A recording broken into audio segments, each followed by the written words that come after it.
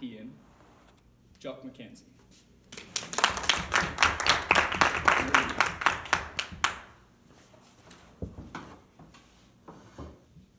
Please do not misconstrue the title, Let the Happy In.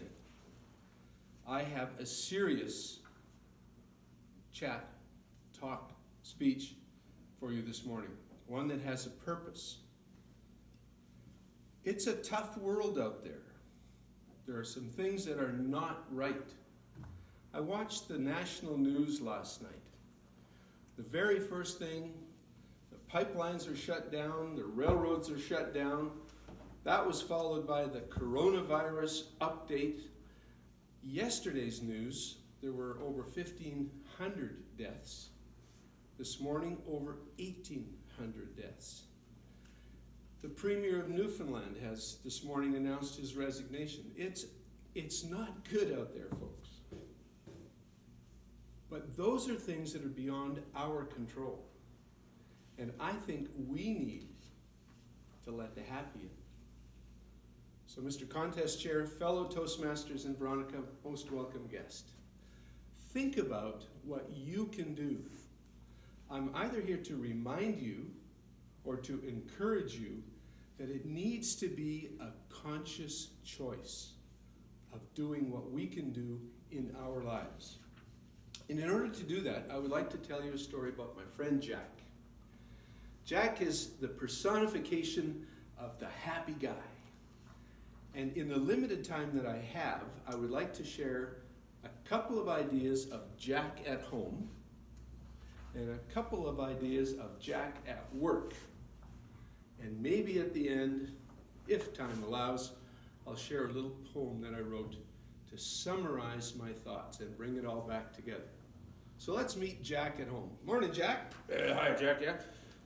I've asked Jack to share a couple of things that he does at home that keep him the happy guy that he is. He said, number one, I got married. Second time around, but my wife makes me happy. She makes me laugh. She is the light of my life. I said, Jack, give me some specifics. He said, okay. Well, I call her my bride. That always makes her happy when I call her that because it makes her feel young. She's in an a cappella choir. No instruments, just voices.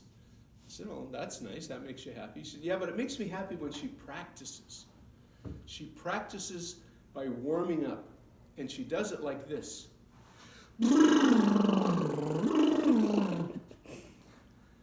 And I said, that's cute, that's funny. It's even cuter when you do it, Jack. And he said, yeah, wait, I'm not finished.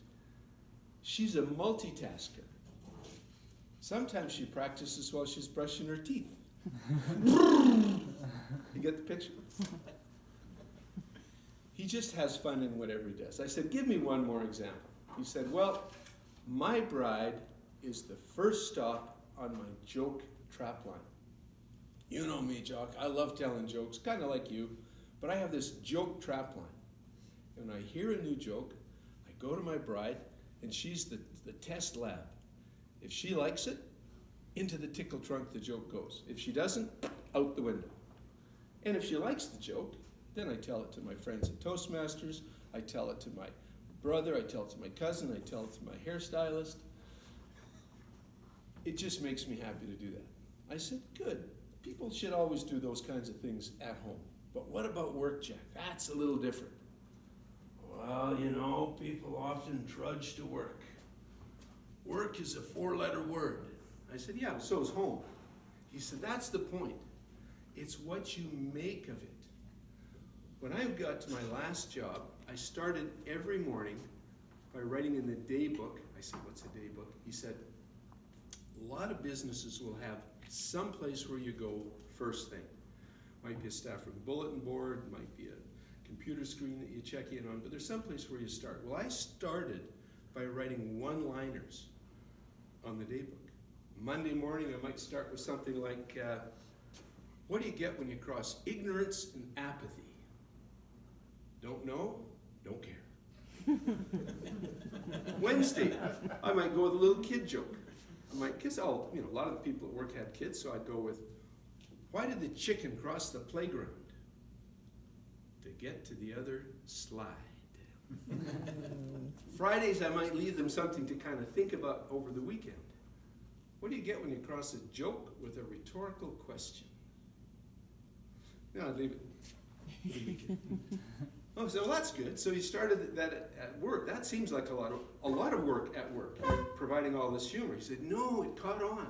People started to enjoy it, and they would bring jokes. They'd cut stuff out from the coffee news. They'd bring a little funny from Reader's Disgust. They'd come up with their own one-liners. And then it wasn't me anymore. I said, that is cool. I said, what else? You got anything else? He said, we kind of like to do little pranks. You know, you've got those guys at work that are just too much like that. They've always got to park in the same spot. They've always got to have everything just right. Well, mess with them a little bit, right? Tell some of your buddies, but mess with them. Don't be mean-spirited. Take turns. Let yourself be the brunt sometimes, but have some fun at work. I said, Jack, that's great. You got home, you got work, you kind of got it all covered. And it's you that's making those decisions. And we all are wearing our big people pants. We can decide if we let the weight of all of that death and destruction and financial and social and political unrest get us down, or we don't. So as I said at the outset, I've written a little poem. Kind of brings this all together. If you haven't got a partner, somebody like Jack's wife, find your own, your special version to help light up your life. And learn to tell a joke or two. Always have a little funny, it's sure to pay big dividends, more valuable than money. At work, begin each morning with a jest that brings a grin, and get your fellow workers to help by pitching in. And maybe think about a prank that's on, but with your staff. It always kind of helps, I think, to have a harmless laugh. Please, everybody, let the happy in.